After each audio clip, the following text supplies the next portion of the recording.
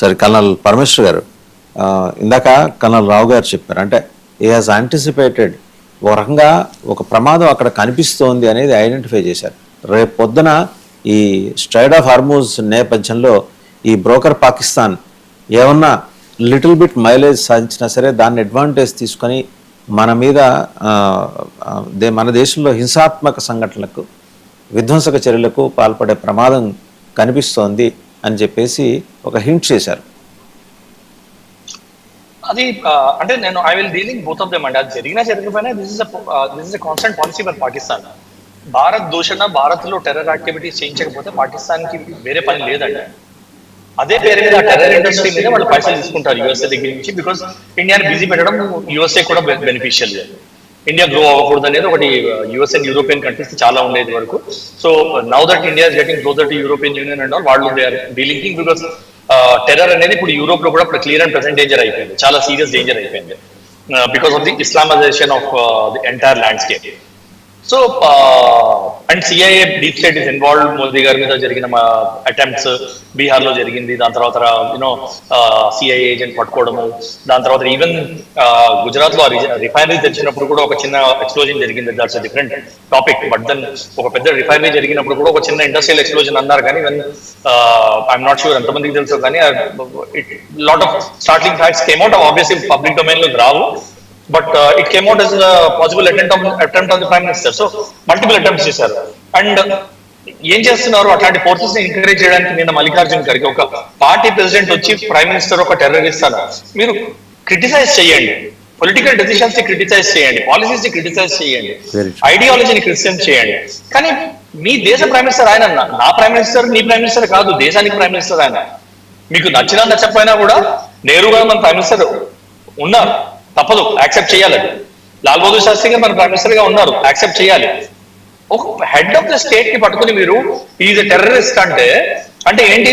80 కోట్ల మంది లేకపోతే 40 కోట్ల మంది ఓటర్లు తీసుకెళ్లి టెర్రరిస్ట్ మనం ఎంచుకున్నామన్నా అంటే రేపు పొద్దున మనం టెర్రరిస్ట్ స్టేట్ అని డిక్లేర్ చేయడం ఓకేనా?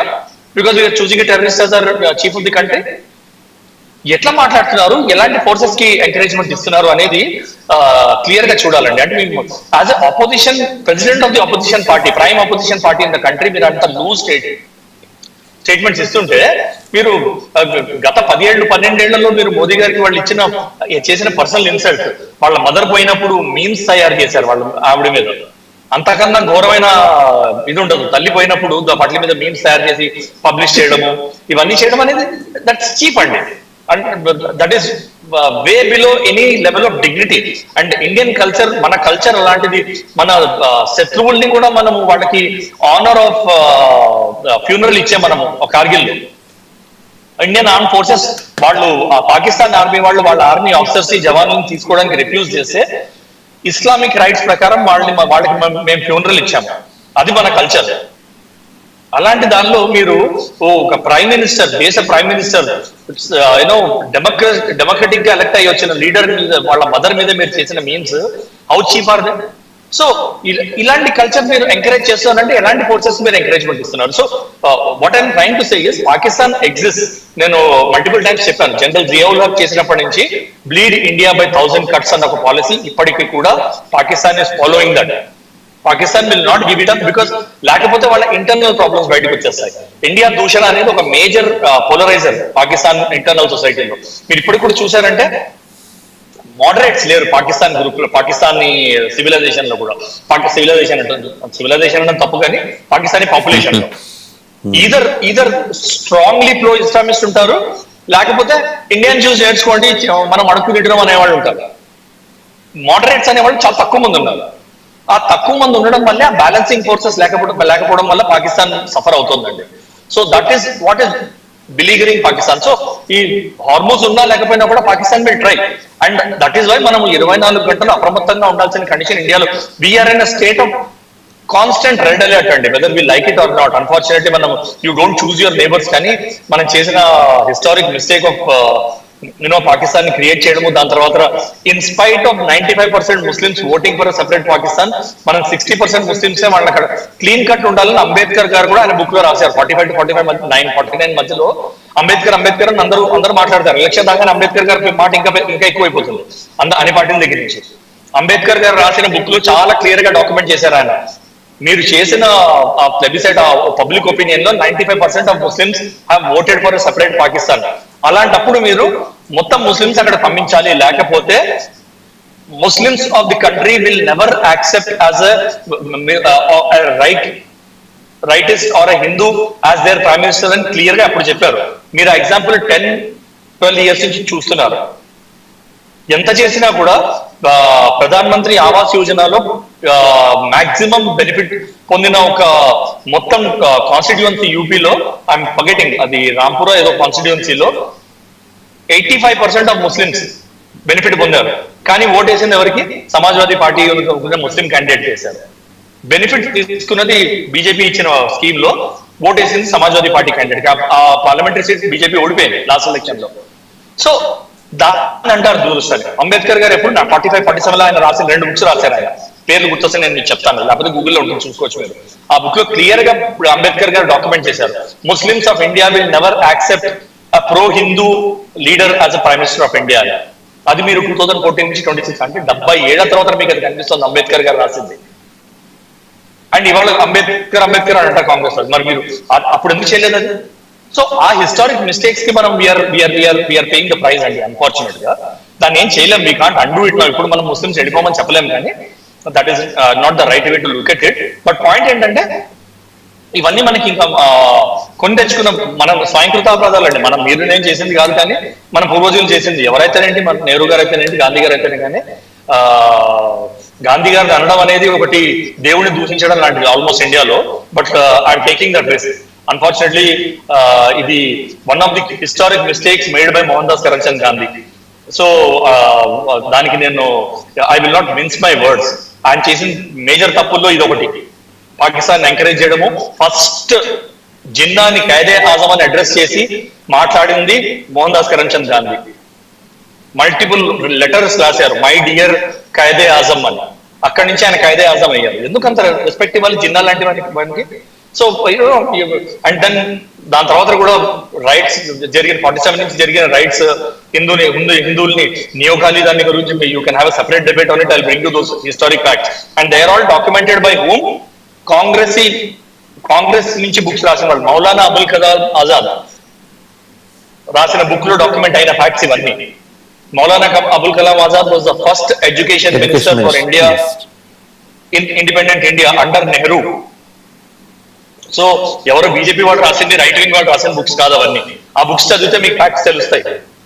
సో అవన్నీ it's matter of separate discussion. కానీ ఇవన్నీ నేను అంటున్నది ఏంటంటే అట్ హై లెవెల్ ఇవన్నీ స్వయంకృత అపరాధాలు అండి. మనం ఏం చేయలేము వీటికి. ఇంకా we have to do what we can do in the current constant. So అప్రమత్తంగా ఉండాలి అంతే మనం. అంతకన్నా నేను అనేది లేదు. అప్రమత్తంగా ఉండాలి. 24 hours 365 days ఇన్ ఇయర్ అప్రమత్తంగా ఉండాలి until Pakistan changes it's national policy. Pakistan national policy Bharat దూషణ, భారత్ లో టెర్రర్ యాక్టివిటీస్ ని ఎంకరేజ్ చేయడము అనేది వదిలేంత వరకు, వాళ్ళ terror factory, they are number 1 in the world in terror factory, అది డిస్మాంటిల్ అయ్యేంత వరకు మనం అప్రమత్తంగానే ఉండాలి.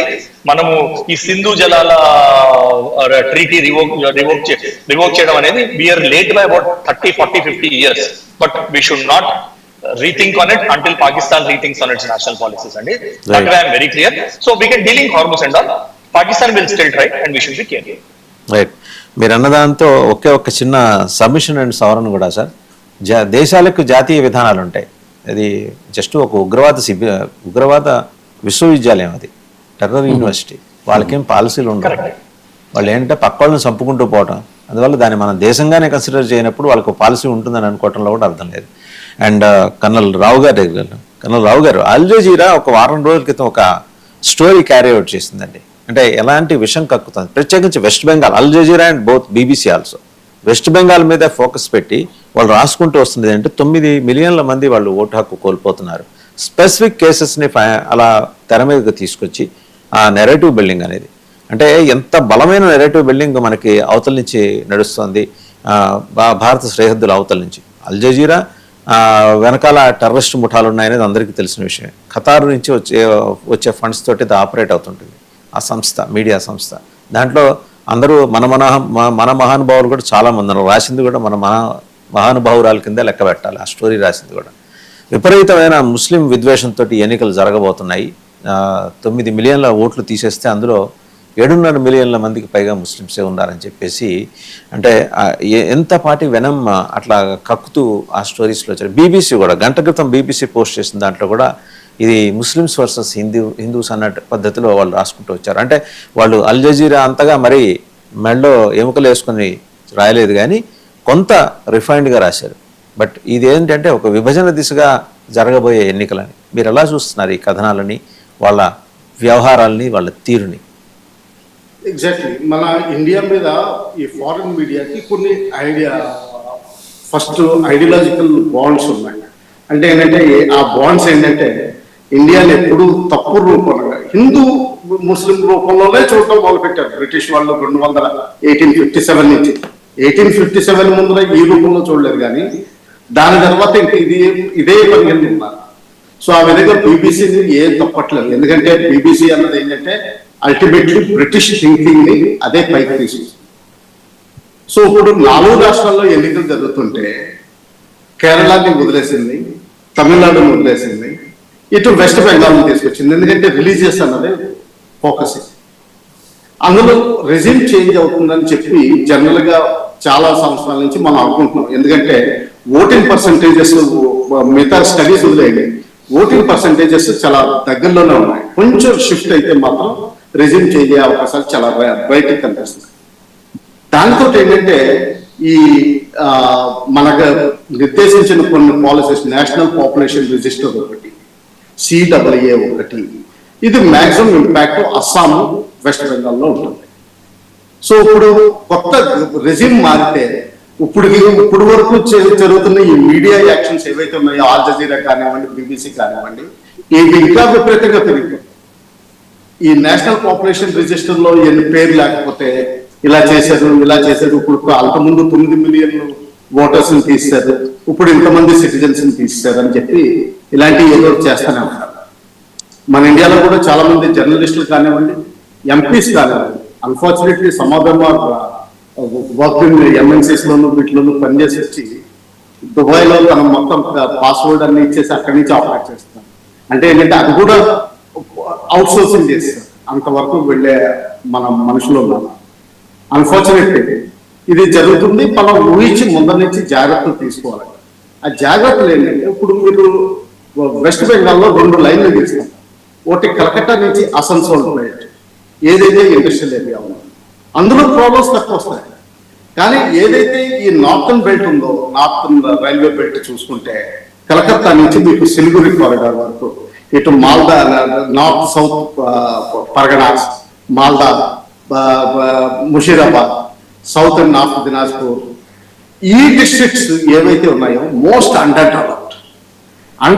ఎంత అంటే నిజంగా చెప్పాలంటే కొన్ని సెంట్రల్ గవర్నమెంట్ ఏజెన్సీస్ అసలు లేనే లేవు ఆ ఏరియాలో. ఇప్పుడు వరకు 75 సంవత్సరాలు అయిన తర్వాత కూడా ఏజెన్సీలే లేవు అసలు. అటువంటి పరిస్థితి వచ్చింది.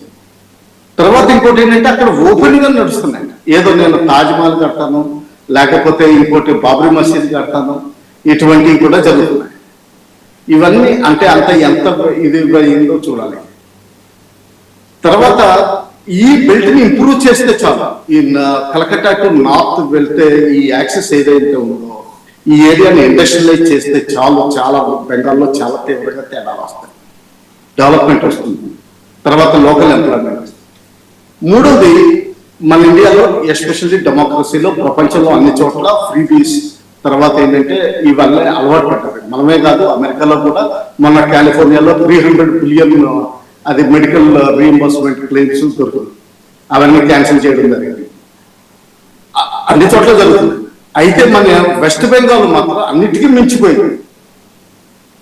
ఎంతకు మించిపోయిందంటే అసలు స్టేట్ పోలీస్ ఎక్కడ మీకు అవుట్ సైడ్ కలకట్టా కనిపించలే కదా, ఎంప్లాయ్మెంట్ లేదు, అసలు స్టేట్ పోలీస్ ఫంక్షనల్ లేదు, స్టేట్ రోడ్ ట్రాన్స్పోర్ట్ బస్సులు లేవు. కలకట్టాలో కూడా ఫస్ట్ బస్ స్టాండ్ మన ఈ మధ్యన కంప్లీట్ అయ్యి ఉంటుంది. అసలు బస్ స్టాండ్ ఉండేది కాదు మొత్తం అటువంటి అంత పాపులేషన్ ఉన్న స్టేట్ లో.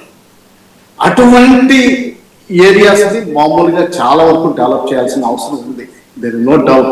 అవసరం వస్తే నన్ను అడిగితే ఏంటంటే ఫోర్స్డ్ రెజిమ్ చేంజ్, ఇరాన్ లో ఎలా చేంజ్ చేయాలనుకుంటుందో అమెరికా, ఇజ్రాయెల్ అలాంటి చేంజ్ చేయాల్సిన అవసరం కూడా ఉంది. ఇది పరిస్థితి. అన్ఫార్చునేట్లీ పాలిటిక్స్ మన ఏంటంటే డెమోక్రసీలో చీప్ పాపులారిటీ పాలిటిక్స్. ప్రతి గవర్నమెంట్ అఫీషియల్ వెస్ట్ బెంగాల్లో పిల్లవాడిని సైకలాజికల్ కేసు కింద డిక్లేర్ చేస్తారు, ఒక సర్టిఫికేట్ పెట్టుకుంటాడు. ఏ రోజైనా పోస్టింగ్ అవుట్ సైడ్ కలకత్తా రాగానే వెంటనే వెళ్ళి అది సబ్మిట్ చేస్తారు, మళ్ళీ కలకత్తా పోస్టింగ్ బ్యాక్. మీరు ఫిజికల్ ఎడ్యుకేషన్ లో డిగ్రీ తీసుకోండి, మీకు ప్రమోషన్ వస్తుంది, ఎందుకంటే మీరు డిగ్రీ చేశారు కాబట్టి ప్రమోషన్. అది ఫిజికల్ ఎడ్యుకేషన్ అవ్వచ్చు, లేకపోతే మ్యూజిక్ అవ్వచ్చు. ఇది మోస్ట్ ఆసియాస్. అలాగే రైల్వేస్ ఎంత డెవలప్మెంట్ అంటే ఓన్లీ సెంట్రల్ గవర్నమెంట్ ఫండ్స్ మీద ఆధారపడ్డారు వాళ్ళు. మన హైదరాబాద్ లో metro complete public private participation కింద వచ్చింది. అక్కడ కంప్లీట్ సెంట్రల్ గవర్నమెంట్ ఫండ్స్ తోటి. ఇప్పటికి కూడా సెకండ్ లైన్ ఇనాగరేషన్ అవ్వలేదు, ఓన్లీ 1 లైన్ ఫంక్షన్ చేస్తుంది. ఎట్ ద ఎక్స్ట్రీమ్ ఎడ్జ్ మీరు ట్రావెల్ చేసినా కానీ 15 రూపాయలు పడుతుంది. మనది ఒక మెట్రో స్టేషన్ నుంచి ఇంకో మెట్రో స్టేషన్కి వెళ్ళినా కానీ కనీసం 40 రూపాయలు పడుతుంది. ఫార్దెస్ట్ వెళ్తే దాదాపు 100 రూపీస్ దాదాపు. అది పరిస్థితి. ఉన్న ఇండస్ట్రీస్ ఉన్నాయి. హిందుస్థాన్ మోటార్స్ లిమిటెడ్ ఒకప్పుడు మొత్తం ఇండియాకి కార్లన్నీ సప్లై చేసేది. అటువంటి కంపెనీ మూతపడి ఉత్తర పరాల్లో అలాగే పడింది. దాన్ని రివైవ్ చేయడానికి జస్ట్ 6 to 9 months చాలు, కానీ చేయలేదు. ఈ యాటిట్యూడ్ అంతా మారాలి, ఆ ఫ్రీబీస్ ఇవ్వడం మారాలి. గవర్నమెంట్ ఎంప్లాయీస్ అంతా రేషన్స్ తీసుకుంటున్నారు, ఫ్రీ రేషన్స్. ఏంటంటే అందుకనే ఎవరు మొదలు పెట్టట్లేదు. ఈ బయట నుంచి వచ్చిన రిఫ్యూజీస్ కి ఆర్గనైజ్డ్ మెథడ్ లో కౌన్సిలర్స్ విత్ ఇన్ 1 month మీకు Aadhaar card, pan card organise చేస్తారు. మిగతా వాళ్ళు ఎలక్ట్రిసిటీ బిల్లు కట్టినా కట్టకపోయినా కానీ వీళ్ళు మాత్రం ఎలక్ట్రిసిటీ బిల్లు కట్టి రసీదులు అన్ని ప్రిజర్వ్ చేసుకుంటారు. అలాగే గవర్నమెంట్ కి కావాల్సిన రిజిస్ట్రేషన్లు ఎంత పాసిబిలిటీ అయితే చిన్న ప్రాపర్టీ 50 square yards అయినా కానివ్వండి వాళ్ళు కొన్ని రిజిస్ట్రేషన్ చేయించుకుంటారు. ఎందుకంటే అది ఒక డొమైసైల్ సర్టిఫికేట్ క్రియేట్ అవుతుంది. తర్వాత మెల్లగా ఈ మధ్యన అవుట్ సైడ్ స్టేట్ స్ప్రెడ్ అవుతున్నారు, ఎస్పెషల్లీ మన ఆంధ్రప్రదేశ్ హైదరాబాద్ ఏరియా, అలాగే Coimbatore area, north Kerala, south Karnataka, అలాగే మహారాష్ట్రలో కూడా కొన్ని స్పెసిఫిక్ ఏరియాస్, ఎస్పెషల్లీ వాళ్ళకి కొంచెం డామినేషన్ ఉన్న ఏరియాస్ కి ఇటువంటి స్పెసిఫిక్ గా జరుగుతుంది. అది మనం గమనించట్లేదు. ఇంటెలిజెన్స్ ఏజెన్సీస్ అంటారా, వాళ్ళకి ఫోకస్ ఏరియాలు ఇంకా చాలా ఉన్నాయి, వాళ్ళని తప్పుపట్టలేదు. ఇవి నార్మల్ గా రెవెన్యూ డిపార్ట్మెంట్, మామూలుగా state revenue department and income police departments ఇవి పట్టుకోలేదు. అవి చేయాల్సిన అవసరం చాలా. రైట్ అండి, రైట్. రావు గారు కైండ్లీ కంక్లూడ్ అండి. సార్, ఇప్పుడు మన దేశం కూడా ప్రపంచ దేశాల్లో ఒకటిగా ఎదుగుదలకి ప్రయత్నిస్తుంది. అదేవిధంగా దక్షిణాసియాలో కూడా మన భారతదేశం ప్రధాన పాత్ర వహిస్తుంది కాబట్టి ఇతర దేశాలకి కూడా కంటగింపుగా ఉంటుంది జనరల్గా. అందుకని ఇక్కడ ఉన్నటువంటి నిరుద్యోగులు కానీ వారిని కూడా ప్రోత్సహించి ఈ టెర్రరిజాన్ని, ఉగ్రవాదాన్ని ప్రేరేపించడానికి అవి ఒక ఇండైరెక్ట్గా ఇలా ప్రోత్సహిస్తుంది. వీటన్నిటిని కూడా ప్రభుత్వం చూస్తూ అయితే ఊరుకోదు. ప్రభుత్వం చేసే పనులన్నీ కూడా భద్రతా దళాల ద్వారా కానివ్వండి, ఇంటెలిజెన్సీ, వివిధ ఏజెన్సీల ద్వారా కూడా తగిన చర్యలు అయితే తప్పకుండా తీసుకుంటూ ఉంటుంది. కాబట్టి ఇవన్నీ మనం అనుకున్నదండి, మన భారతదేశం అభివృద్ధి చెందాలనే దిశగా ఇవన్నీ కొన్ని అవరోధాలు అయితే జరుగుతున్నాయని నేను అనుకుంటున్నానండి. Right, thank you Satish garu, and thank you colonel Parameshwar garu, colonel రావు గారు, అందరికీ ధన్యవాదాలు. సో చూసాం ఒక 2 అంశాలని అనుసంధానం చేయటం, అంటే పహల్గామ్ దుర్ఘటన జరిగి ఏడాది అయిన తర్వాత కాకతాళీయంగా ఎన్నికలు ఏడాది తర్వాత జరుగుతున్నాయి. వెస్ట్ బెంగాల్లో మొదటి ఫేజు, తమిళనాడులో కంప్లీట్ అన్ని సెగ్మెంట్కి మొత్తం 234 స్థానాలకి. వెస్ట్ బెంగాల్లో 16 జిల్లాల్లో 152 నియోజకవర్గాలకి పోలింగ్ జరుగుతుంది. అత్యంత ప్రమాదకరమైన సున్నితమైన ప్రాంతాలు సెకండ్ ఫేజ్లో ఉన్నాయి. బట్ ఫస్ట్ ఫేజ్లో ఎలా ఉంటుంది పోలింగ్, ఎలాంటి ఇక్కడ కూడా వైలెన్స్ జరగడానికి ఆస్కారం ఉందనే సూచన ఒకటి, ప్రమాదం ఒకటి కనిపిస్తుంది. బట్ నిలవరిస్తాయి. 2.5 లక్షల మంది కేంద్ర బలగాలు అక్కడ ఉన్నాయి. దాదాపు 2,000 కంపెనీలకు పైగా అక్కడ మోహరించున్నారు. అండ్ భరోసా ఇస్తున్నారు ఓటర్లకి, ఓటర్లు బయటికి రావాలి. ఎందుకంటే పొరపాటున పోలింగ్ బూత్ల్లో సీసీ క్యామ్స్ ఉంటే రేపొద్దున ఆ పోలింగ్ బూత్స్లో పర్టికులర్గా టీఎంసీకి ఏమైనా ఓటింగ్ తగ్గితే వీళ్ళ మీద దాడి జరిగే ప్రమాదం ఉందని చాలామంది బయటికి రావడం కూడా మానేస్తున్నారు. సీసీ కెమెరాలు కూడా తీశారు బలగాలు. 6 నెలలు మేము ఇక్కడే ఉంటాం, మీ ప్రాణాలకి మేం గ్యారంటీ అని చెప్పేసి భద్రతా బలగాలు ఇచ్చిన హామీతోటి ఇప్పుడు ఓటింగ్కి తరలి వస్తున్నారు. తమిళనాడులో కూడా చూడాలి రెజ్యూమ్ చేంజ్ అవుతుందా, ఎలా ఉంటుంది ఏంటనేది. Thank you very much for watching big debate.